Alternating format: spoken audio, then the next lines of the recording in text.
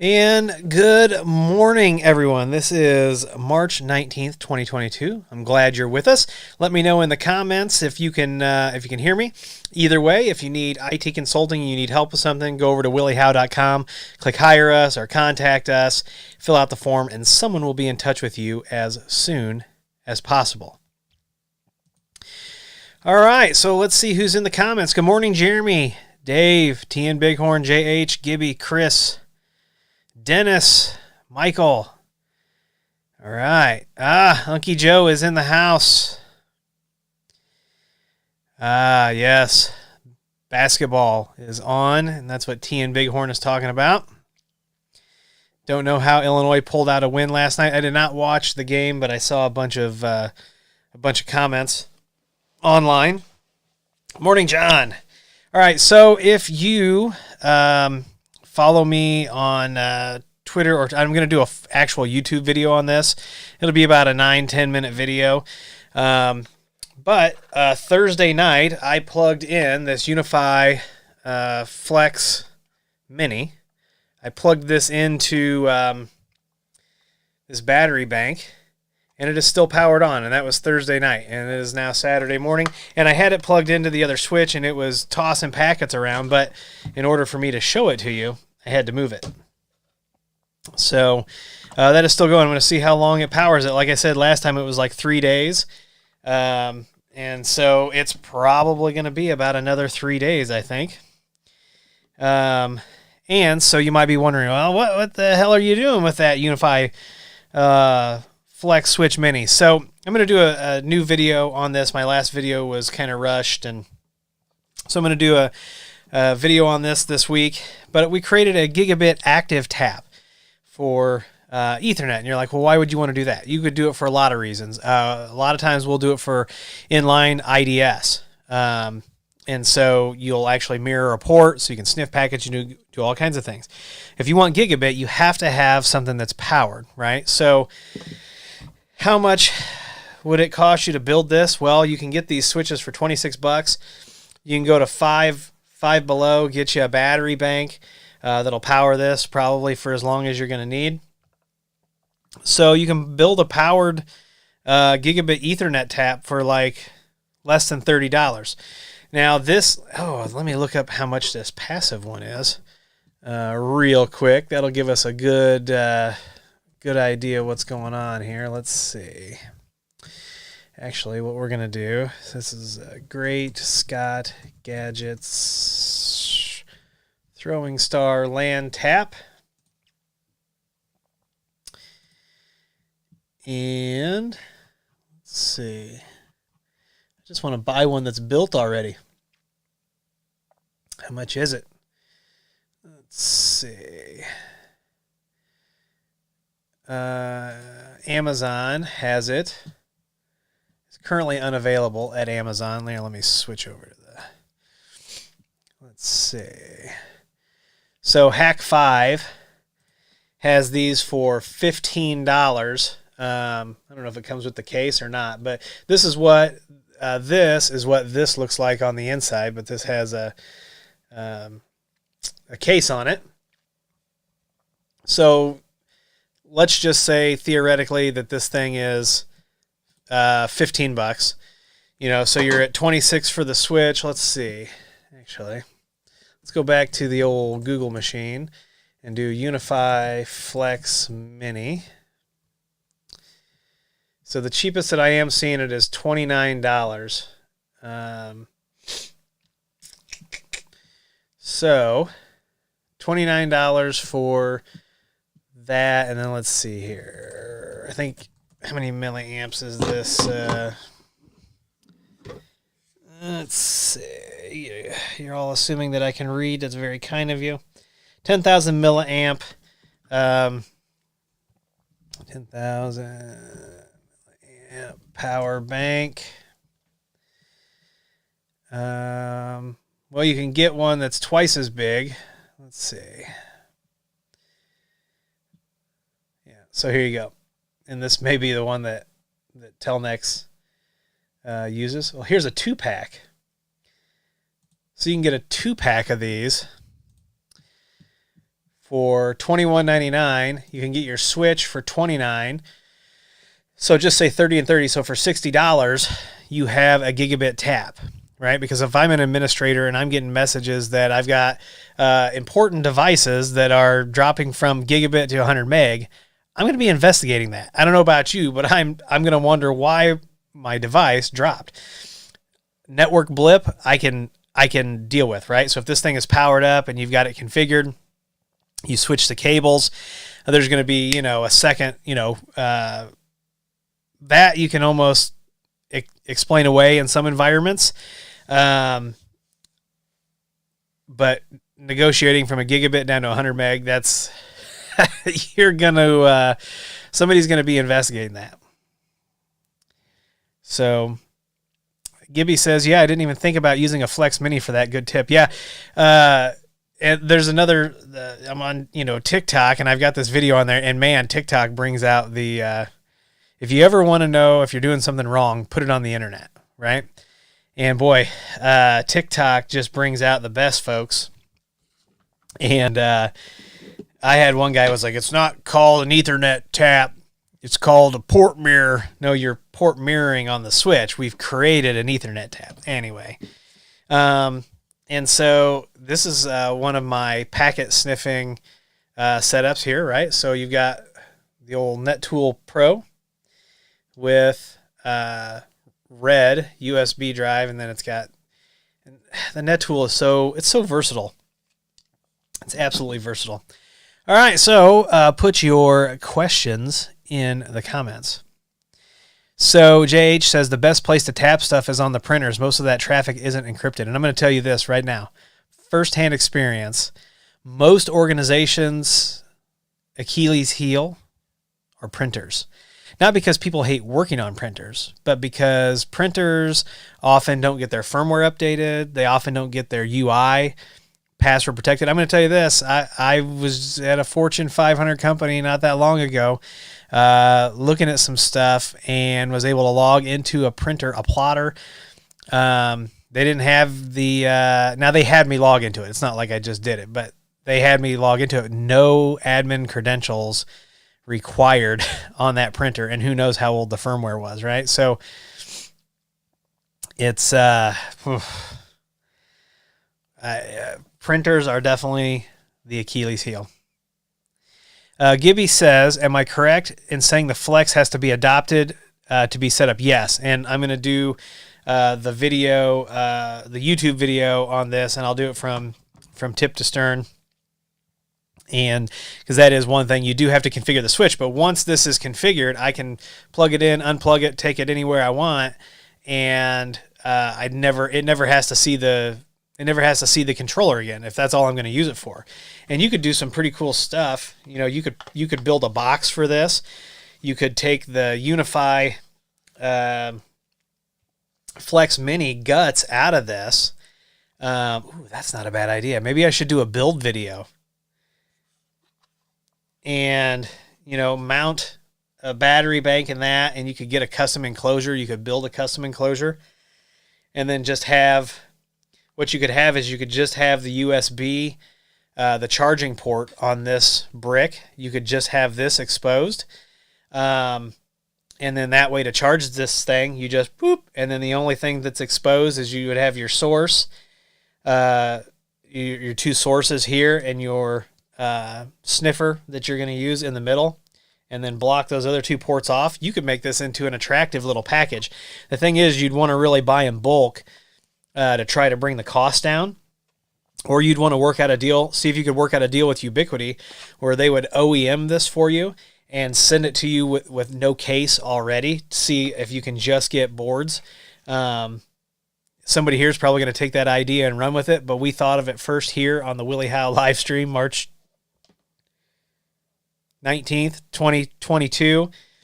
So if these suddenly come up for sale, we should all get a split of the profits. I don't know what you think. 30 of you here with us, all 30 of us should get a cut of the profits if somebody commercializes that, because I don't know how many people have thought about it, but when I was first able to do videos on this, I rushed the video out because I've been using this for a LAN tab. That was my favorite thing to do with these switches.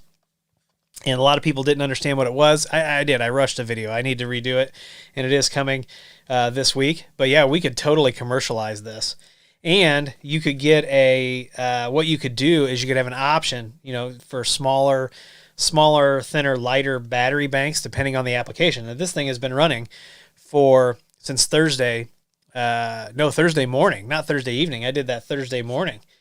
So we're Thursday to Friday, Friday to Saturday. We're 2 days, and we've still got two indicator lights left on this battery bank.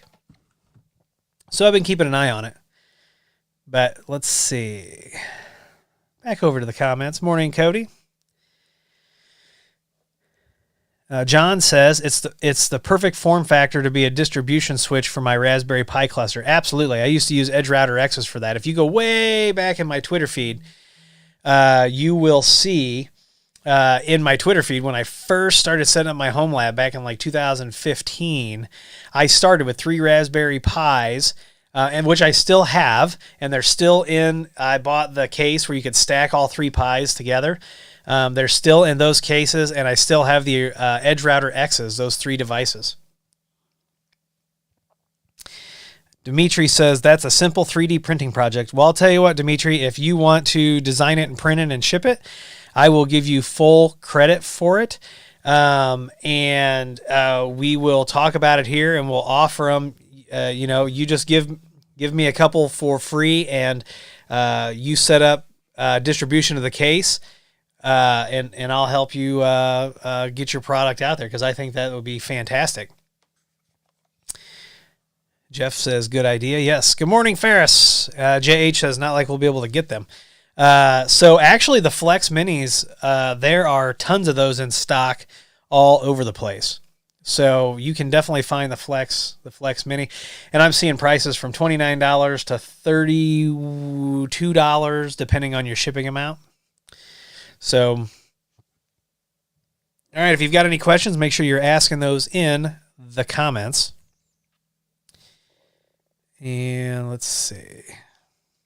Good morning, Alonzo. What else? So I went shopping. Went shopping for the lab. Went shopping for the lab for some gear for me to continue the lab, grow it, so we can do more troubleshooting and stuff like that. And one of the things, these are heavier than they look. Not this one. This is the lightest of the crew. So I bought one of these MikroTik cloud switches. This one is the CRS1128G4SIN. And here's the thing, right? Cambium, if you're listening. So here's the switch itself, right? Kind of tiny. And I'm going to be doing some videos on this particular piece of gear. So it is fanless, but it's kind of cool. The shroud has a fan slot. So that, I mean, they can use these cases for other things, right? But this one is passively cooled. And here's the thing. Came with a power brick because they knew they were shipping to the United States. So it came with the proper power brick.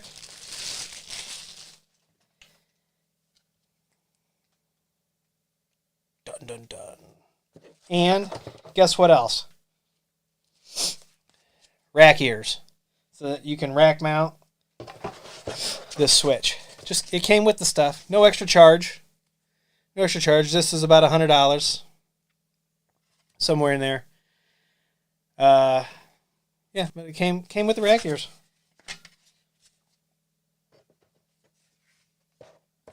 Let's see if now if I can get it back in the box. That's hilarious. Alright, so let's see how we do this here. I'm box challenged this morning here.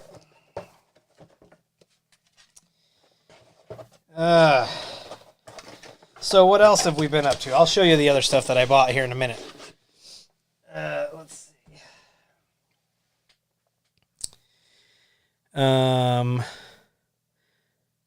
Let's see. Oh, I know what I wanted to talk about. So I've got a phone system that's going out that I've been working on. Had some issues. Sorry, I got something going on here. I got no tissues, but I'm not dripping and I'm not picking my nose, so we'll just carry on here. If it gets worse, I'll have to step away for a second. But I've been working on this deployment, and it's 52 GXV 3350. So this model phone right here. And to get the UI configured correctly on any of these GXV phones, Grandstream has provided this GUI config tool. And so it's really nice. If you've got these phones and you want a custom UI, you come in here and you can completely customize the wallpaper, the screensaver settings, the layouts. So this is how we customize the layout. And there is some finessing this to get it to look the way you want, the way, to get it done properly. And so I'm shipping it, and the customer and I are meeting. We already put a date on the calendar. It's in the evening one night. I can't remember off the top of my head, and we'll talk about this because he's going to get to see what I've already got on the phones.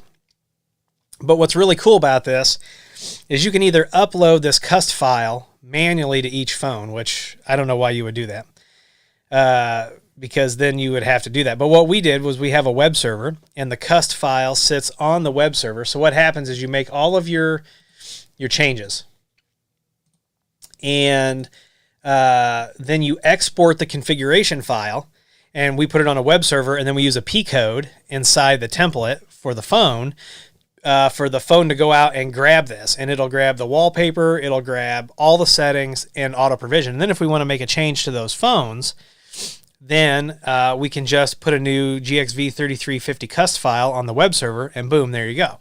Well, you're saying, what if I want different layouts for different phones? Well, what you do then is you have multiple templates in the UCM, and you specify a template for whatever group of devices you want, and you can point to different files and things like that.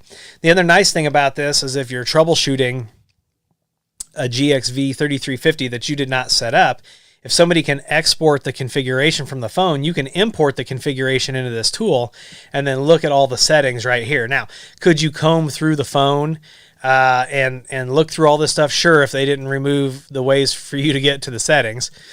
But I find this very useful, and I don't know if they've got this yet for the wall-mounted PAs that they've got, but I'm definitely going to look into that because we configure all those with a template as well. So over to the comments. Good morning, Cecil. Let's see.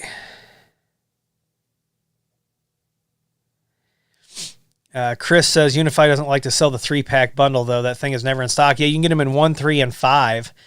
And when you get them individually, they come with a power brick. And the last 3-pack that I saw did not have power bricks, as we were buying them 3 at a time. Dennis says, Willie, you have so many ideas that are interesting that it would take a 36-hour day to get it done. I have not all of my ideas come off of my lips to other people because they're not all good. So a lot of times I will bounce stuff off my wife, and if I get any indication from my wife that things are not copacetic, then then sometimes those ideas die early. But yeah, if you're into the GXV series of phones, make sure you're checking out the GUI configuration tool because it will save you a lot of time and a lot of headache. Let's see. Cody says, I need to jump into MikroTik more because they have so many cool products. Yeah, MikroTik's offerings are huge, and that's the thing, right? You'll hear people talk trash about MikroTik. That's because they don't know how to use it. MikroTik will make you learn networking. It's just what it is. It's just like jumping into a Cisco box or an Extreme box or any of these other things. It'll make you learn. Chris says, look forward to hearing your thoughts on MikroTik. I've seen mixed reviews on them, but I never know if that's a user error or a genuine product issue. So Chris Hadley, you go back. I've done MikroTik videos. I've used MikroTik for years. There are people that are way better at MikroTik than I am. I have a consultant in Florida that if the configuration gets past what I'm comfortable with, I will call him in. And MikroTik it's great gear. Yeah, and that JH nailed it in the comments. The hardware is great. It's the OS that is completely different and has a huge learning curve from anything else, but it is super powerful, super scriptable. Whenever we have WISPs that get a hold of us and they want to start running CGNAT, and we're like, what are you running? And they're like, well, we're on Ubiquiti. I'm like, well, you can't do CGNAT with an edge router, so now it's time to switch to MikroTik or another product that can.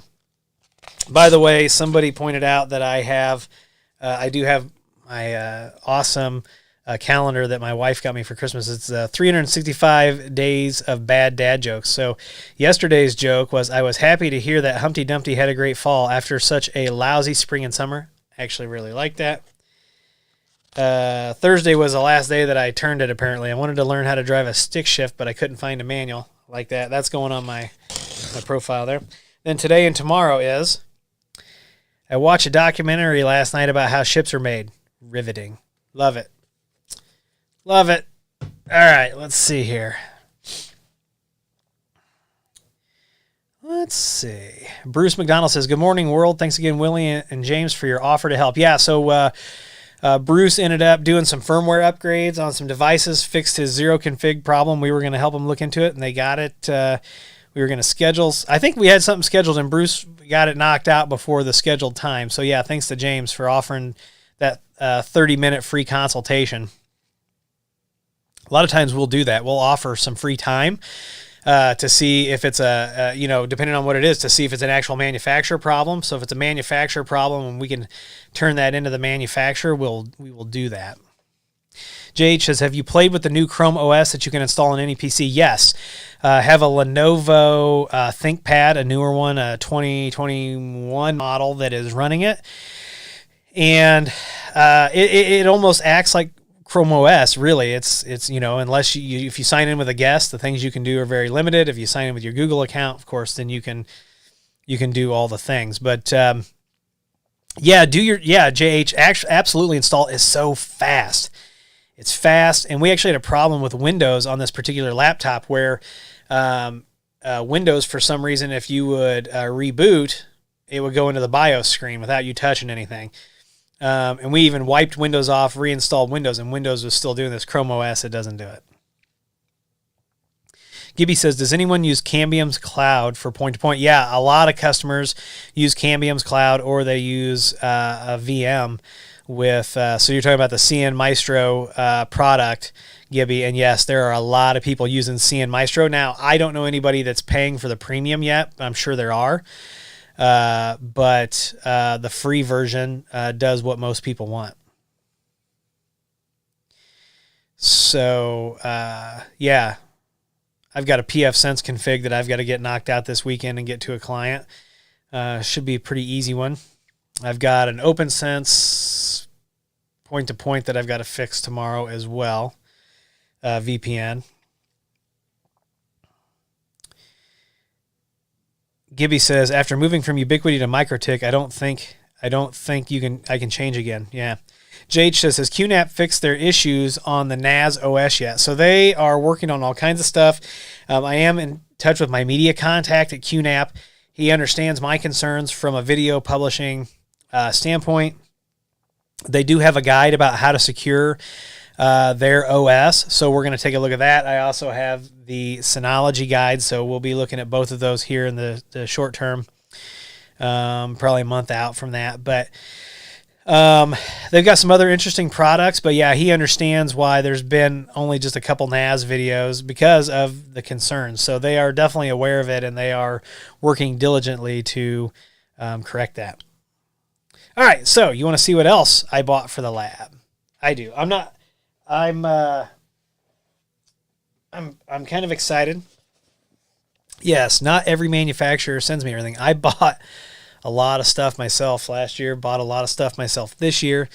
So, when you buy stuff yourself, you tend to have, your opinions, but I will tell you that TP-Link sent me all of this stuff, and you're going to get an honest opinion about this. So they know that I had one of their 2.5 gig switches. I've been in contact with them. I'm supposed to have a new one showing up anytime, but 2.5 gig switch, less than 6 months old.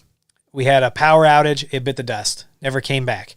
So as soon as I get the new unit, I'll put it in, and then we'll be doing our GWN 7664 video because I'm waiting to have a 2.5 gig port that I can mirror easily to show you that, or not mirror, aggregate so I can show you that. But this is the next addition to the lab. This is the Unify Flex XG. Like I said, I did buy this myself. So this has 1 gigabit PoE input port, which would be your 802.3 BT. And then it's got 4 10 gig RJ45 ports. And it's actually really heavy. It comes with the XG, the wall mount, the screw kit, and then the power cords. So, but you can, like I said, you can power this with 802.3 BT. So I'm pretty excited about that. And then I got this other switch. These things are heavy. And this... All right, this is the Unify Enterprise 8 PoE. So it's a managed layer 3 switch with 8 2.5 gig RJ45 ports with PoE Plus for Wi-Fi 6 APs and 2 10 gig SFP Plus ports for fiber uplinks. I'm really super excited about this switch. I may go ahead and do the Cambium video with this switch instead of the TP-Link if the TP-Link switch doesn't get here soon. But this thing is way heavier. I'll do a side-by-side comparison with the old 8-port 150-watt switch, which anytime we can get these Edge, I've got the Edge Switch 8 150 sitting right here. Anytime I can get my hands on these, I buy them. Gibby says, what is the battery? Let's see. It's a 10,000 milliamp on the Flex Mini, Gibby. Good morning, TVJ. JH says, do you think Ubiquiti will come out with a U-Fiber that's larger than U-Fiber OLT8? I don't know. I've been trying to get them to give me some of that fiber product because we've been managing it for a lot of people. We've got 4 ISPs now that we've helped set up the Ubiquity fiber stuff, and it's solid and it works and it's easy. But guess who else came out with it? TP-Link. And if TP-Link wants to send me that stuff, I will build it out here in the lab and show you how to build a GPON network using TP-Link gear. I mean, they are right on Ubiquity's heels. So if Ubiquity wants to send me the gear, I'll do the videos on it because it's what we've been using. But I got to tell you, the TP-Link stuff is probably going to be just as easy to use and probably less expensive. So back over to the comments here. JH says they need a wizard to secure it, not a guide. You know, most people won't use a guide. Absolutely, JH. They will think about using one, but not really doing it. And if you have a Synology, if you have a QNAP and you need help securing it, get a hold of us. So it's, you know, let me see if I can find, the TP-Link GPON stuff real quick. Because when I saw, I think they were at the Computer Expo in January. Let's see. So they have TP-Link has a whole now website called service-provider.tp-link.com with GPON. And here it is. So here's a 16-port OLT, an 8-port. So, Delta Stream, 8-port. So I'm thinking that could be managed in the Omada controller. That's interesting, I think. Maybe, I don't know. Let's see. Then you've got GPON routers down here. Oh, look at this. Doesn't this look interesting? Oh, what? Hold on a second.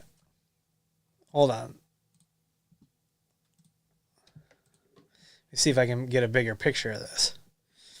All right, I can't, let's see. Let me zoom in. So check it out. So this is TP-Link's tri-band. This is Grandstream's tri-band. And look at the back.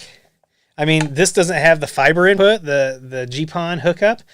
And it also doesn't have the voice ports. Are those voice ports? Yeah. Yeah. But man, the form factor is something else. So let's see, what else do they have? So Delta Stream. So they have a centralized management specifically for their PON, and it's the Delta Stream PON management system. And it's a 1 to 128 split ratio, free centralized management. So it looks like you can download the software for free. I think this is absolutely amazing. Here's their single terminal, but look at the range of devices that they offer. I want to know. Damn it, JH! Now you've got me going down this rabbit hole, and I was almost just satisfied not getting into something new at the moment. But let me see if I can. I had seen this, right? It was CES. They were at CES. Why they were at CES with their GPON product, I don't know. But let's see if I can find a price for this particular model.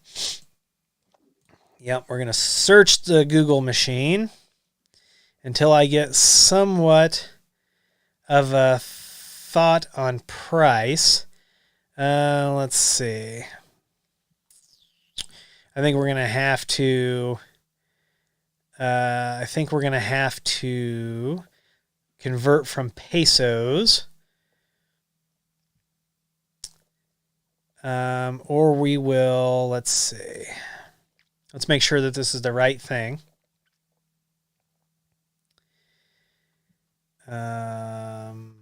English. Let me bring this back up.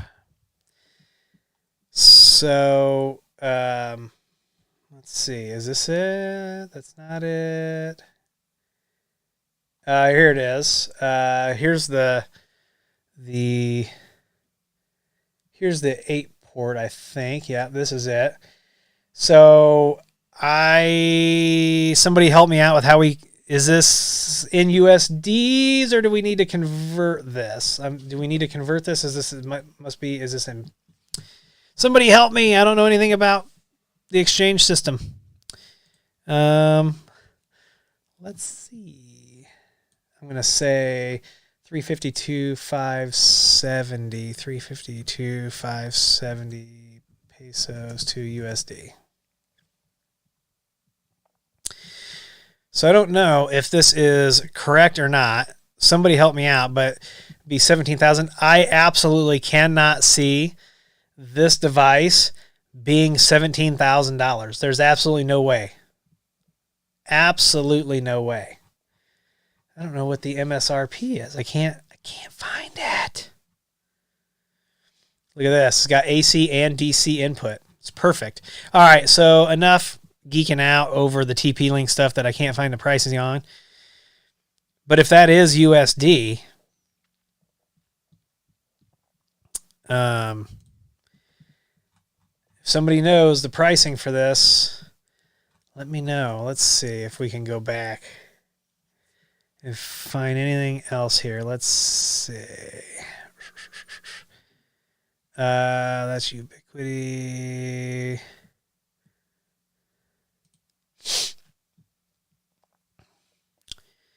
Let's see.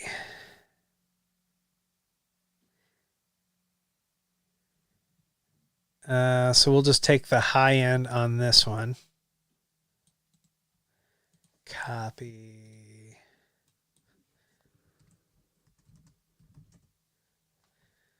That's a little bit more believable, but still high, I think, for a TP-Link device. So I don't know.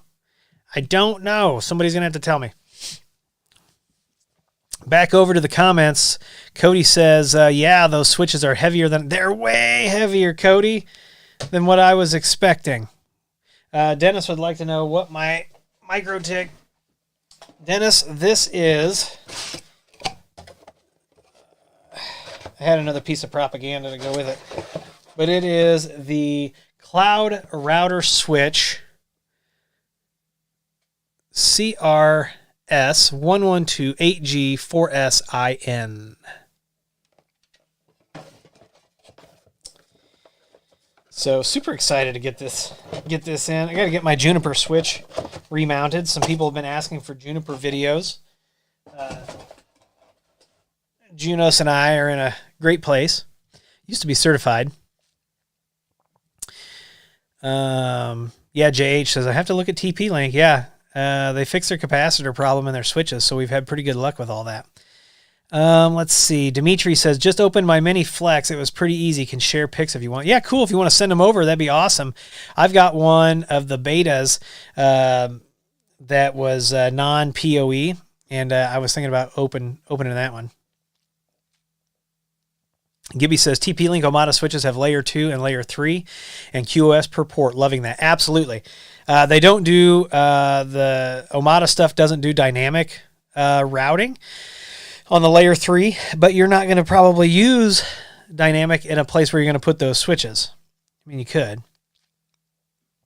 JH says, down here, a lot of smaller power companies are starting to do fiber along with power and doing the ISP thing. Yeah, absolutely they are. Good morning, Jacob Johnson.